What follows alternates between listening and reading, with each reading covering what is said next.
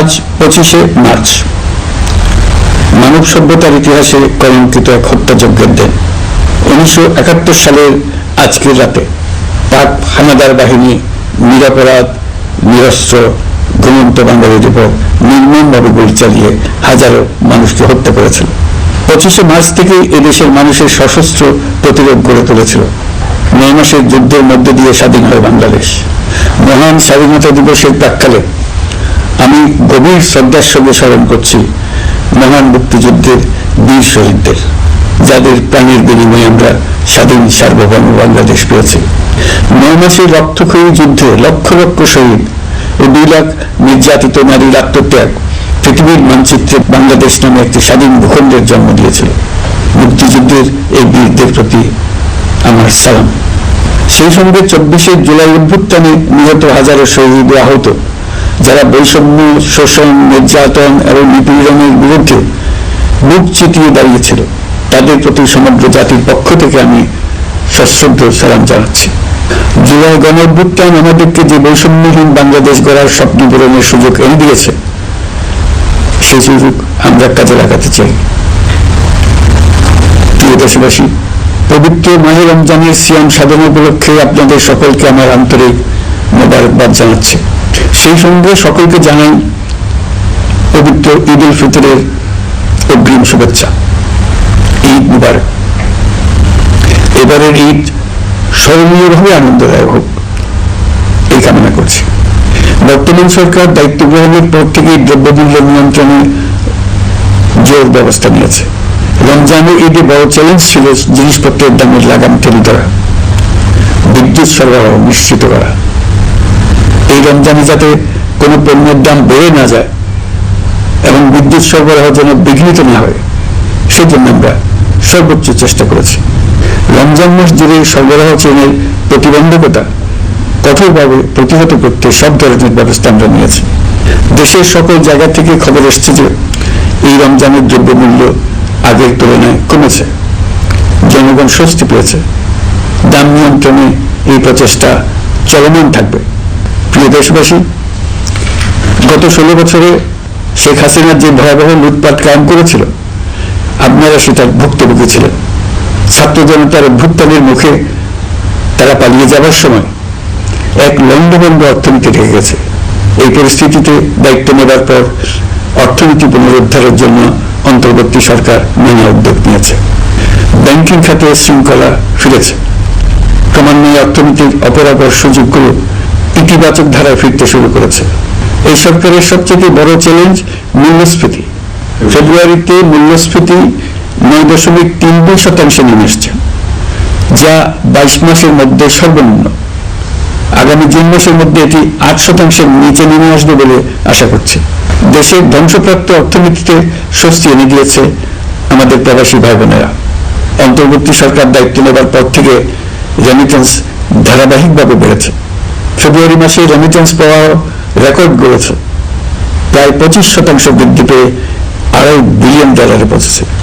Remittance যোদ্ধারা আমাদের দেশের অর্থনীতি গড়ার বীর সৈনিক।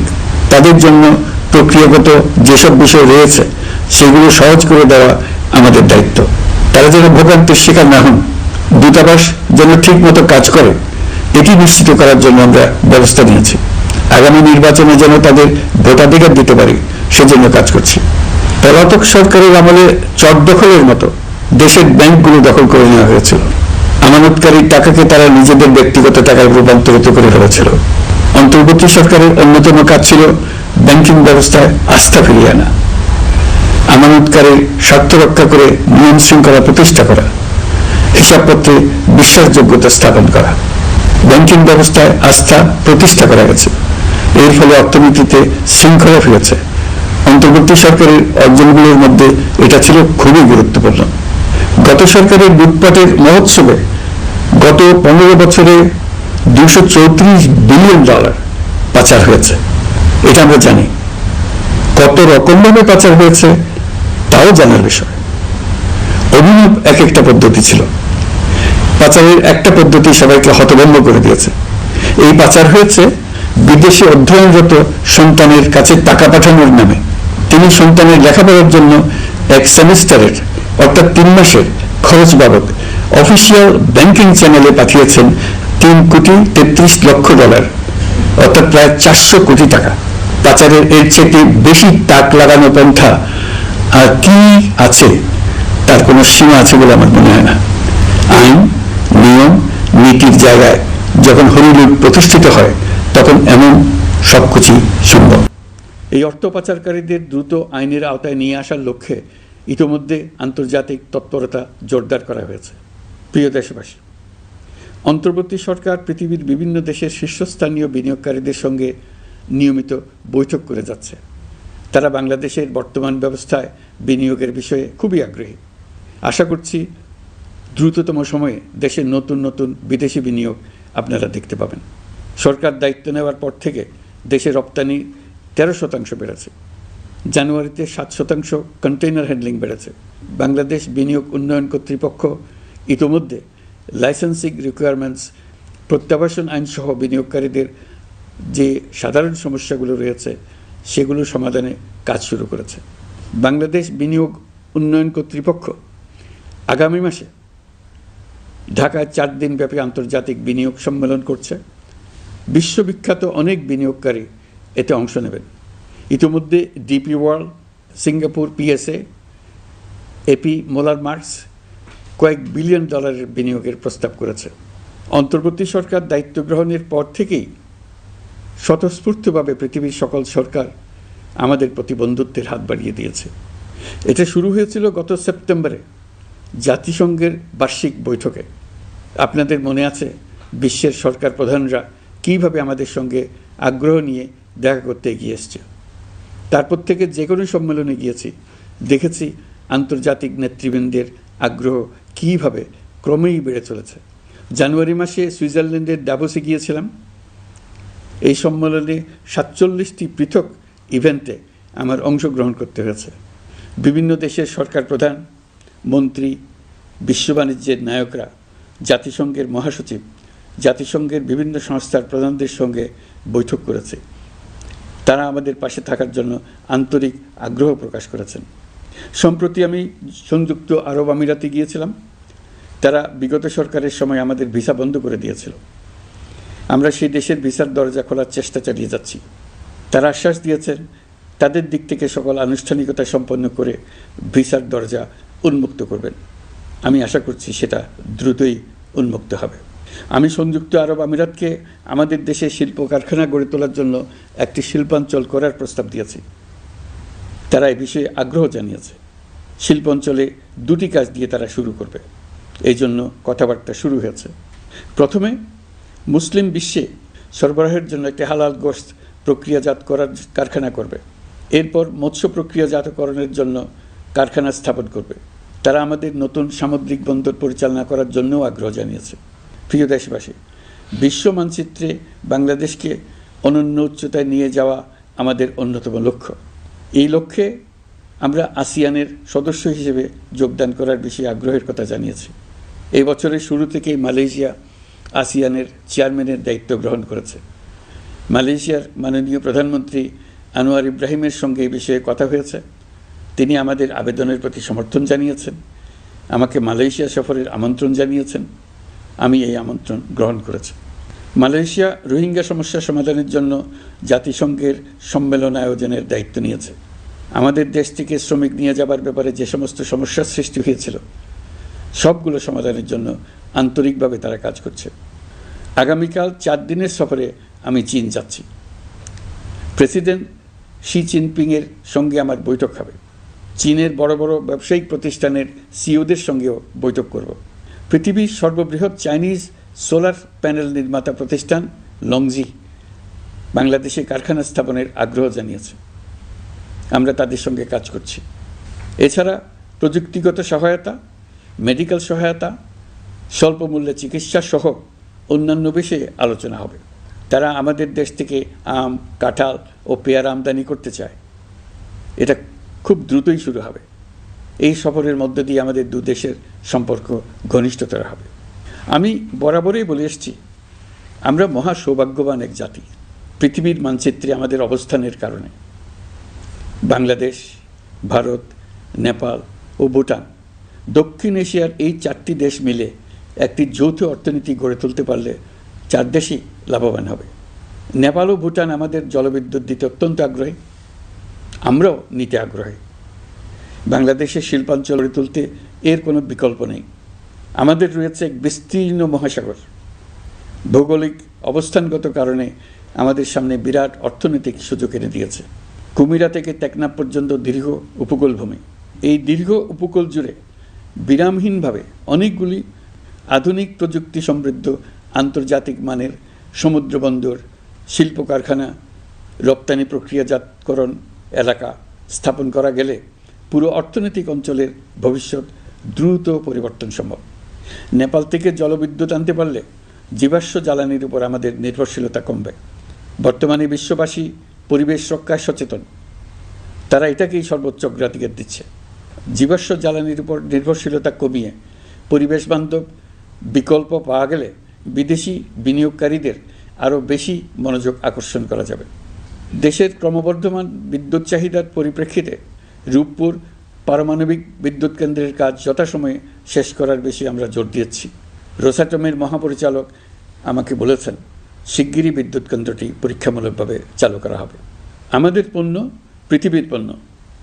এই পণ্য নেপালে যাবে, ভুটানে যাবে, ভারতের 7 সিস্টার্সে যাবে। প্রতিবেশীদের পণ্য আমাদের এখানে আসবে, সারা পৃথিবীর কাছে পৌঁছে যাবে। এইভাবেই এটি একটি লাভজনক অর্থনৈতিক অঞ্চল হিসেবে দাঁড়িয়ে যাবে। আর এই অঞ্চলের গুরুত্বপূর্ণ ভূমিকায় থাকবে বাংলাদেশ। বাংলাদেশের সবচেয়ে বড় সমস্যা সীমাহীন দুর্নীতি। স্বৈরাচারী সরকার এই দুর্নীতিকে বিশ্বের শীর্ষস্থানে নিয়ে গেছে। দুর্নীতির ফলে শুধু যে সবকিছুতে অবিশ্বাস্য রকম ব্যয়বৃদ্ধি পাচ্ছে তাই না, এর ফলে সরকার ও জনগণের সকল আয়োজন বিকৃত হয়ে যায়।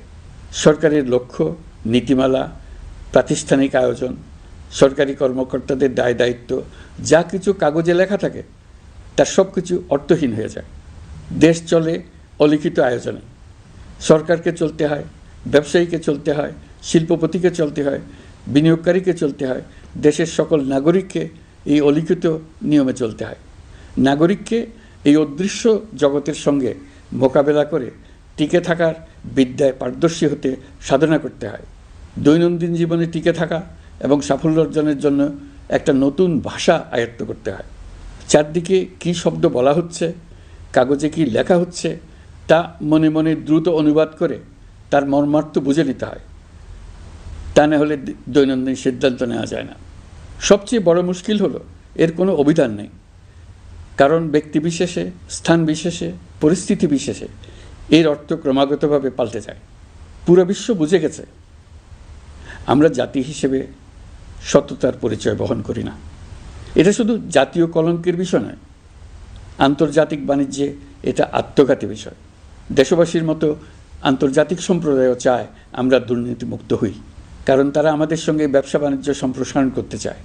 দুর্নীতিমুক্ত হতে না পারলে ব্যবসা বাণিজ্য কিছুই চলবে না। দুর্নীতি থেকে মুক্ত হওয়া ছাড়া বাংলাদেশের কোনো গতি নেই। অন্তর্বর্তী সরকার সকল কাজ দুর্নীতিমুক্ত করতে সর্বোচ্চ অগ্রাধিকার দিয়ে যাচ্ছে। এই সরকারের মেয়াদকে দুর্নীতিমুক্ত রাখার চেষ্টার পাশাপাশি আগামী দিনেও দেশের নাগরিককে যেন সরকারের পৃষ্ঠপোষকতা দুষ্পুষ্ট দুর্নীতি থেকে মুক্ত রাখতে পারে সেই ব্যবস্থা নিশ্চিত করতে আমরা প্রতিশ্রুতিবদ্ধ। দুর্নীতি ও হয়রানি রোধে আমরা একটা বিষয়ের উপর গুরুত্ব দিচ্ছি। সরকারের সঙ্গে দৈনন্দিন, মাসিক বা বার্ষিক রুটিন কাজের জন্য যেন কোনো নাগরিককে সশরীরে কোনো সরকারি অফিসে উপস্থিত হতে না হয়। দুর্নীতি প্রতিরোধের অংশ হিসেবে সরকারি সব অফিসে ই-ফাইলিং চালুর সিদ্ধান্ত নেওয়া হয়েছে। ই-ফাইলিং ব্যবস্থা চালু হলে দুর্নীতি কমে আসবে। এতে করে কোন অফিসের কোন ডেস্কে কোন ফাইল আটকে আছে তা সহজেই জানা যাবে। সরকারি যতগুলো কার্যক্রমে অনলাইন সেবা চালু সম্ভব সবখানেই এই সেবা চালুর বিষয়ে সরকার কাজ করছে। সরকারি বিভিন্ন সেবা পেতে অসহায় নাগরিকের টুটি চেপে ধরে অবিশ্বাস্য পরিমাণ টাকা দিতে বাধ্য করা হয়। টাকার যে লেনদেন ও ভোগান্তির সম্মুখীন হতে হয় সেটা থেকে নাগরিকদের বাঁচানোর জন্য আমরা বদ্ধপরিকর। অনলাইনে সেবা পাওয়ার পদ্ধতিটি আরও কীভাবে সহজ করা যায় এই ব্যাপারে আমাদের কাছে পরামর্শ জানিয়ে লিখুন, ইমেল করুন। আপনি বা আপনার পরিবারের যে কেউ এই সেবা বাণিজ্যিকভাবে দিতে চাইলে প্রশিক্ষণ গ্রহণ করে পৃথিবীর যে কোনো স্থান থেকে এই সেবা দিতে পারবেন।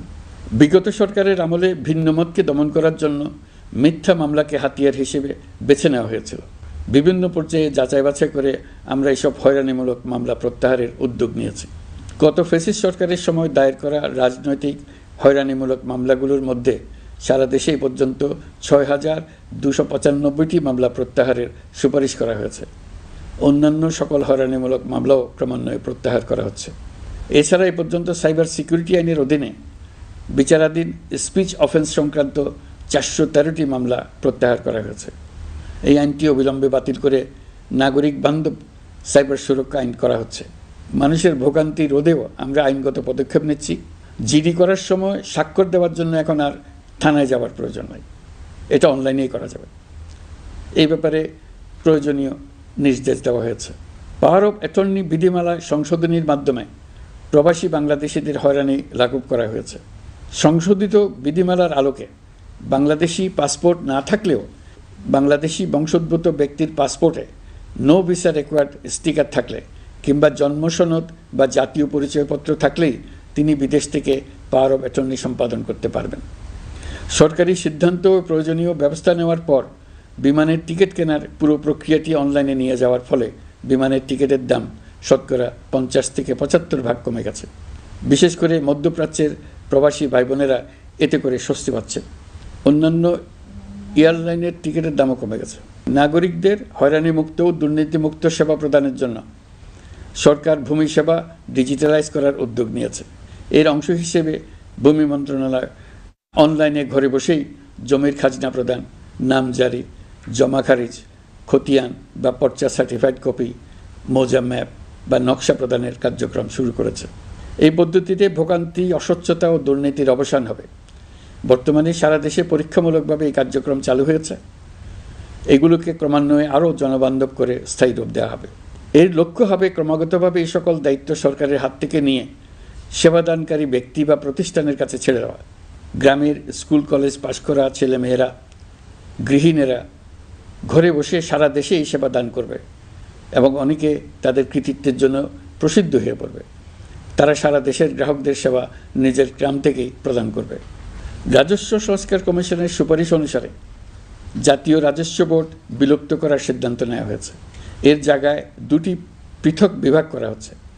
একটি হলো নীতি প্রণয়ন বিভাগ বা জাতীয় রাজস্ব নীতি বোর্ড, অন্যটি বাস্তবায়ন বিভাগ বা জাতীয় রাজস্ব সংগ্রহ বিভাগ। এর ফলে সরকারের পছন্দের ব্যক্তিরা হাজার হাজার কোটি টাকার রাজস্ব ফাঁকি দেওয়ার আর সুযোগ পাবে না। আমি আশা করি পরবর্তীতে যারা সরকারে আসবেন তারাও এই নীতি বহাল রাখবেন। এখনকার যুগ হলো প্রযুক্তির যুগ, সৃজনশীলতার যুগ। আমাদের দেশে ১৭ কোটি নারী পুরুষ, তার মধ্যে তরুণরা হলো বিপুলভাবে সংখ্যাগরিষ্ঠ। বাংলাদেশ মানব সম্পদের দিক থেকে ৮ম বৃহত্তম দেশ।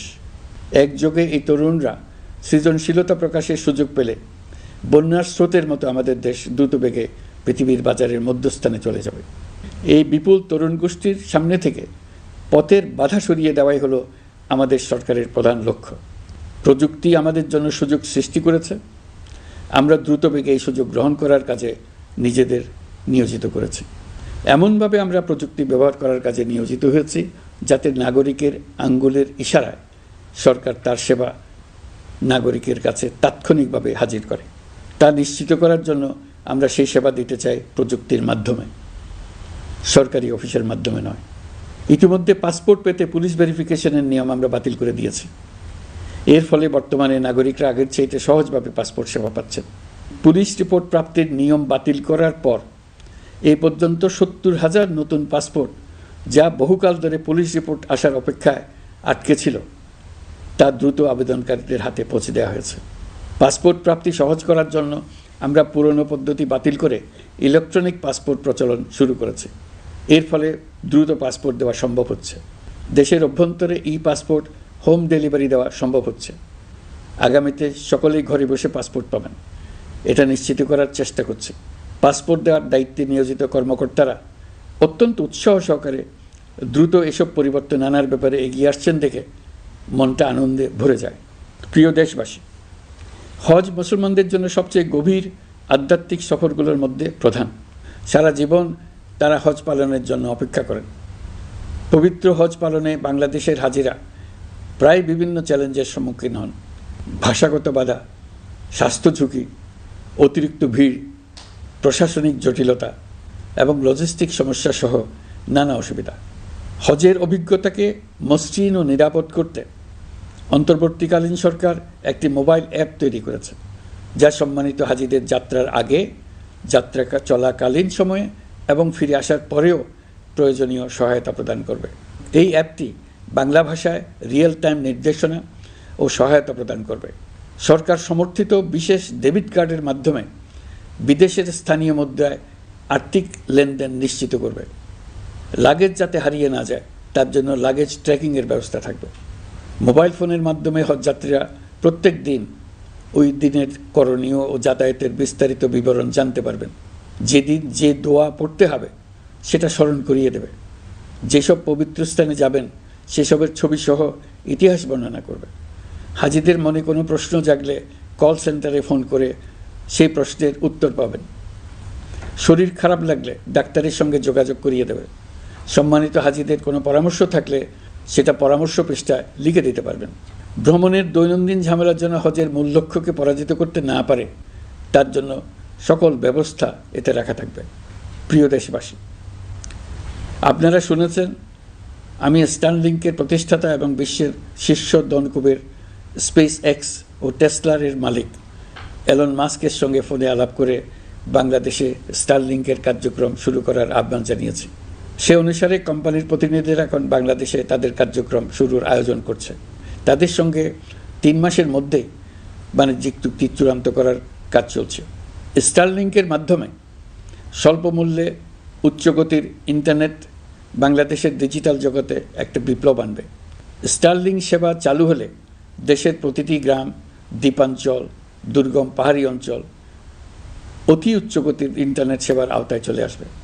স্টারলিংক চালু হলে ভবিষ্যতে কোনো সরকার ইন্টারনেট সেবা বন্ধ করে মানুষকে আর তথ্যবন্দী করার কোনো সুযোগ পাবে না।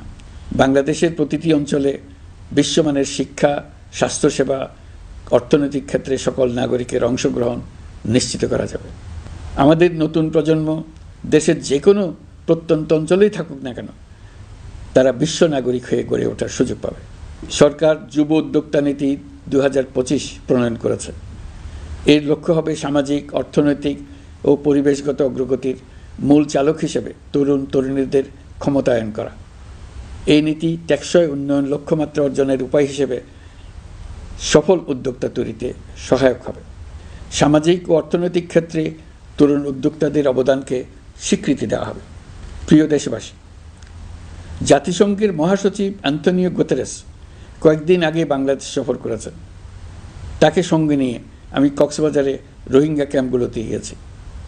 ক্যাম্পে অবস্থানরত 1 লাখ রোহিঙ্গা শিশু, কিশোর, নারী, পুরুষ সবার সঙ্গে একসঙ্গে ইফতার করেছে।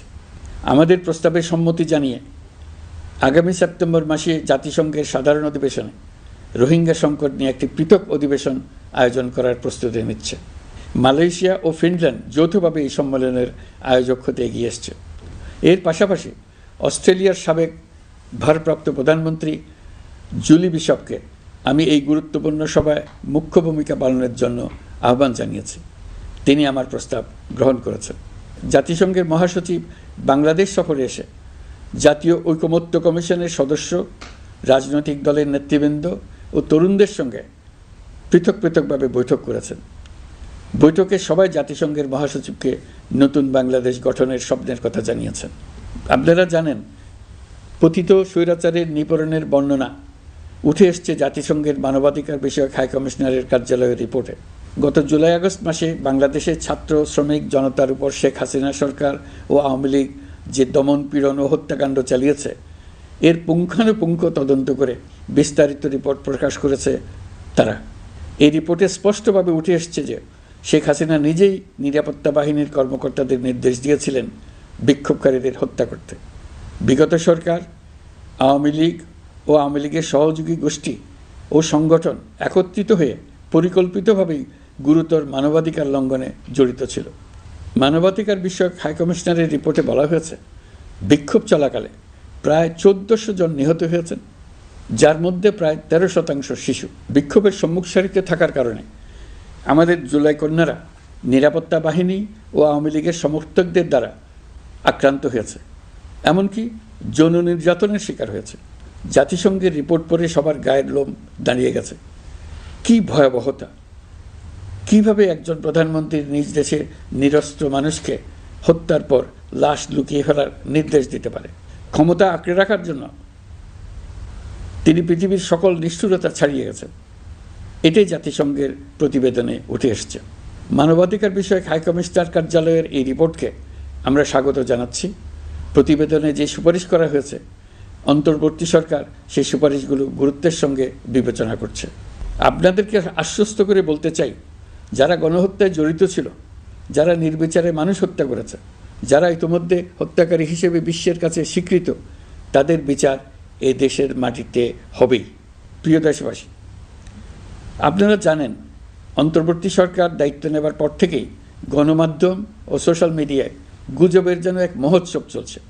দেশকে অস্থিতিশীল করার জন্য একের পর এক মিথ্যা তথ্য ছড়িয়ে দিয়ে জনগণকে বিভ্রান্ত করার চেষ্টা চলছে। অভিনব সব প্রক্রিয়ায় গুজব ছড়ানো হচ্ছে। এক ছবির সঙ্গে অন্য ছবি জুড়ে দেওয়া হচ্ছে। ঘটনা একটা, ছবি আরেকটা। এরকম ফটোকার্ড বানিয়ে অন্য দেশের ঘটনাকে এ দেশের ঘটনা হিসেবে চালিয়ে দিয়ে সোশ্যাল মিডিয়ায় তোলপাড় করে ফেলছে। যতই নির্বাচন কাছে আসবে, এর রূপ আরও ভয়ঙ্কর হতে থাকবে। কারা এর পেছনে আছে, কেন আছে, তা আপনাদের সবারই জানা আছে। আমরা এই গুজব ও মিথ্যা তথ্যের প্রচারণা রোধ করতে জাতিসংঘের সহযোগিতা চেয়েছি। জাতিসংঘের মহাসচিব এর মোকাবেলায় আমাদের সহযোগিতা করবেন বলে আশ্বাস দিয়ে গেছেন। দেশবাসীকে আমি স্মরণ করিয়ে দিতে চাই যে জুলাই অভ্যুত্থানের প্রথম পর্ব সফলভাবে সমাপ্ত হয়েছে। প্রথম পর্বের সমাপ্তির মধ্য দিয়ে অভ্যুত্থানের দ্বিতীয় পর্ব শুরু হলো। সবসময় মনে রাখতে হবে, আমরা কিন্তু যুদ্ধাবস্থায় আছি। গুজব হলো এই জুলাই অভ্যুত্থানের বিরুদ্ধে পরাজিত শক্তির মস্ত বড় হাতিয়ার। গুজব দেখলেই গুজবের সূত্রের সন্ধান করতে থাকবেন, গুজবকে অবহেলা করবেন না। বহু অভিজ্ঞ সমর বিশারদ এই গুজবের পেছনে দিনরাত কাজ করছে। সীমাহীন অর্থ এর পেছনে নিয়োজিত আছে। এর মূল লক্ষ্য জুলাই অভ্যুত্থানকে ব্যর্থ করা। আমরা তাকে ব্যর্থ হতে দেব না। আমাদের সামগ্রিক ঐক্য পলাতক শক্তির গায়ে জ্বালা ধরিয়ে দিচ্ছে। তারা এই ঐক্য ভাঙতে চায়। তাদের অভিনব কৌশল আপনি টেরই পাবেন না। আপনি বুঝতেই পারছেন না কখন তাদের খেলায় আপনি পুতুল হয়ে গেছেন। আমাদের সচেতনতা এবং সামগ্রিক ঐক্য দিয়েই এই গুজবকে রুখতে হবে। পলাতক অপশক্তির ষড়যন্ত্রকে ব্যর্থ করে দিতে হবে। প্রিয় দেশবাসী, আপনারা জানেন ইতিমধ্যে জাতীয় ঐকমত্য কমিশন তাদের কাজ শুরু করেছে। 6টি সংস্কার কমিশনের 166টি সুপারিশ ও পূর্ণাঙ্গ প্রতিবেদন সহ 38টি রাজনৈতিক দলের কাছে চিঠি দেওয়া হয়েছে। ইতিমধ্যে রাজনৈতিক দলগুলোর সঙ্গে বৈঠক শুরু হয়েছে। দেশের রাজনৈতিক দলগুলো খুবই ইতিবাচকভাবে সংস্কার কাজে সাড়া দিয়েছেন। তাদের মতামত তুলে ধরছেন। কোন রাজনৈতিক দল কোন কোন সংস্কার প্রস্তাবে একমত হয়েছেন, কোনটিতে দ্বিমত হয়েছেন, সেসব তারা জানাচ্ছেন। এটা আমাদের জাতির জন্য অত্যন্ত সুখকর বিষয় যে প্রতিটি রাজনৈতিক দল সংস্কারের পক্ষে মত দিচ্ছেন। ঐকমত্য কমিশনের মাধ্যমে সকল রাজনৈতিক দলের মতামত নেওয়ার কাজ এখন চলমান আছে। কমিশনের লক্ষ্য যে সকল বিষয়ে রাজনৈতিক দলগুলো একমত হবেন সেগুলো চিহ্নিত করা এবং তার একটা তালিকা প্রস্তুত করা। যে সকল দল এতে একমত হয়েছেন তাদের স্বাক্ষর নেওয়া। এই তালিকাটাই হবে জুলাই চার্টার বা জুলাই সনদ। আমাদের দায়িত্ব জাতির সামনে পুরো প্রক্রিয়াটা স্বচ্ছভাবে তুলে ধরা এবং প্রক্রিয়া শেষে নির্বাচনের আয়োজন করা। নির্বাচনের ব্যাপারে আমি আগেও বলেছি, আবারও বলছি, এবছর ডিসেম্বর থেকে আগামী বছরের জুনের মধ্যে নির্বাচন হবে। আমরা চাই আগামী নির্বাচনটি বাংলাদেশের ইতিহাসে সবচেয়ে অবাধ, সুষ্ঠু ও গ্রহণযোগ্য নির্বাচন হবে। এই জন্য নির্বাচন কমিশন সব ধরনের প্রস্তুতি নিতে শুরু করেছে। রাজনৈতিক দলগুলো ব্যাপক উৎসাহ উদ্দীপনায় নির্বাচনের জন্য তৈরি হতে শুরু করবে বলে আশা করছি। প্রিয় নাগরিকবৃন্দ, আমাদের দেশের নারীরা দীর্ঘ আন্দোলনের মাধ্যমে বহু বছর ধরে অনেক বাধা পেরিয়ে একটু একটু করে সামনে এগিয়ে যাচ্ছে। স্বাধীনতার 54 বছর পরেও এদেশের নারীরা অর্থনৈতিক, রাজনৈতিক, সামাজিক বৈষম্যের শিকার। বাংলাদেশের ইতিহাসে এখন পর্যন্ত যত আন্দোলন সংগ্রাম হয়েছে তার মধ্যে জুলাই গণ অভ্যুত্থানে নারীদের অংশগ্রহণ ছিল সবচেয়ে বেশি। গণ অভ্যুত্থানে নারীরা দুঃসাহসিক ভূমিকা রেখেছে, পুরনোকে দূরে ঠেলে দিয়ে নতুনের ভিত্তি স্থাপনের প্রতিজ্ঞা নিয়েছে। তারা ব্যাপক সংস্কারের কথা বলেছে, সর্বত্র নারীদের ভূমিকা আরও জোরালো করার কথা বলেছে। আমি মনে করি জুলাই গণ অভ্যুত্থান বাংলাদেশের প্রেক্ষিত বদলে দিয়েছে। জুলাইয়ের পর নারীদের অবস্থান ইতিবাচকভাবে পরিবর্তন হবে, সেটাই আমরা চাই। আমরা বাংলাদেশ নিয়ে নতুন করে ভাবতে চাই, আর এই নতুন ভাবনায় নারীদের অবস্থান উচ্চতম পর্যায়ে অগ্রাধিকার পাক, সেটাই আমরা চাই। পরিবারের সকল সদস্য, পাড়া প্রতিবেশী, ধর্মীয় প্রতিষ্ঠান, স্কুল, আপনারা আপনাদের নিজ নিজ অবস্থান থেকে ছেলে শিশু ও মেয়ে শিশুর মধ্যে যেন কোনো বৈষম্য সৃষ্টি না হয় তা নিশ্চিত করুন। আসুন নতুন বাংলাদেশে সবাই মিলে শিশুদের জন্য সুস্থ পরিবেশ নিশ্চিত করি। জুলাই গণ অভ্যুত্থানে অংশ নেওয়া নারীরা তাদের অধিকার প্রতিষ্ঠার ব্যাপারে দৃঢ় প্রতিজ্ঞ। দেশে বিরাজমান বৈষম্যগুলো চিহ্নিত করে নারীর প্রতি সহিংসতা প্রতিরোধ ও বৈষম্য নিরসনে আমাদের প্রত্যেককে একসঙ্গে কাজ করতে হবে। নারীর প্রতি বিদ্বেষমূলক কথাবার্তা, নারীকে খাটো করে রাখার প্রবৃত্তি যারা ধারণ করে তাদের বিরুদ্ধে সামাজিক আন্দোলন গড়ে তোলা প্রয়োজন। আধুনিক প্রযুক্তি সকল প্রকার বাধা ভেঙে দেওয়ার মহাশক্তি আমাদেরকে দিয়েছে। সেই বাধা যত শক্তই হোক, যত উঁচুই হোক, সকল দূরত্ব গোছানোর জন্য প্রযুক্তিকে অবশ্যই যেন আমরা ব্যবহার করতে আরম্ভ করি। নারীদের সুরক্ষায় পুলিশ হটলাইন নম্বর চালু করেছে, সরকারের পক্ষ থেকে শর্ট কোড চালু করা হচ্ছে, কল টেকার হিসেবে শতভাগ নারী কর্মীদের নিয়োগ দেওয়া হচ্ছে যেন নির্দ্বিধায় কথা বলা যায়। নারী ও শিশু নির্যাতন দমন আইন সংশোধন হয়েছে, এসব মামলার তদন্ত ও বিচারের সময় কমিয়ে আনা হয়েছে, বিচার বিলম্বে বাধা দূর করা হচ্ছে। ঢাকার পাশাপাশি চট্টগ্রাম ও রাজশাহীতে ডিএনএ ল্যাব স্থাপনের কাজ চলছে। খুব দ্রুতই বিশেষ জুডিশিয়াল সার্ভিস কমিশনের মাধ্যমে নতুন অনেক বিচারক নিয়োগ দেওয়া হচ্ছে। ভিকটিম শিশুরা যাতে দ্রুত বিচার পায় সেজন্য আলাদাভাবে বিশেষ ট্রাইব্যুনাল স্থাপনের বিধান রাখা হয়েছে। দেশের সবার মতো আমি অত্যন্ত আনন্দিত যে এবার নারী ফুটবল টিম দক্ষিণ এশিয়ায় চ্যাম্পিয়ন হয়েছে। দেশ জুড়ে আয়োজিত তারুণ্যের উৎসব 2025-এ বিভিন্ন অঞ্চল থেকে 27,40,000 মেয়েরা প্রায় 3,000 খেলা ও সাংস্কৃতিক কর্মকাণ্ডে অংশগ্রহণ করেছে। উৎসবে দেশের সুবিধাবঞ্চিত ও সুবিধাপ্রাপ্ত অঞ্চল, প্রান্তিক জনগোষ্ঠী এবং 21টি নৃগোষ্ঠীর তরুণ তরুণী সহ সকলের সার্বজনীন অংশগ্রহণ ছিল। এই উৎসবের অন্যতম লক্ষ্য ছিল তরুণদের মধ্যে ঐক্য গড়ে তোলা, সহযোগিতার নীতি প্রচার এবং তাদেরকে উদ্যোক্তা হিসেবে গড়ে তোলা, যাতে করে তারা আত্মনির্ভর হতে পারে, দেশের সম্পদ হিসেবে গড়ে উঠতে পারে। আমরা তারুণ্যের এই উৎসব সারা বছর জুড়ে উদযাপন করার ঘোষণা দিয়েছি। এই উৎসবে আমরা গ্রাম, উপজেলা, শহর, বন্দর সকল এলাকার আবাল বৃদ্ধ বনিতাকে এবং স্কুল, কলেজ, মাদ্রাসার সরকারি বেসরকারি সকল প্রতিষ্ঠানের সবাইকে নানা প্রকারের সৃজনশীল কর্মসূচি নিয়ে এগিয়ে আসার জন্য আমি অনুরোধ জানাচ্ছি। প্রতিটি এলাকায় এই উৎসবে যোগদান করতে মেয়েদের যেন বিশেষভাবে উৎসাহিত করা যায় সেজন্য সকলকে আহ্বান জানাচ্ছি। কোথায় এটা কিভাবে উদযাপিত হচ্ছে সেই ব্যাপারে জানার জন্য আমি আগ্রহ নিয়ে অপেক্ষা করলাম। বিভিন্ন পর্যায়ে দেশের সেরা গ্রাম, সেরা উপজেলা, সেরা শহর, সেরা প্রতিষ্ঠান, সেরা ব্যক্তিকে পুরস্কার দেওয়ার জন্য আমরা প্রস্তুত থাকব।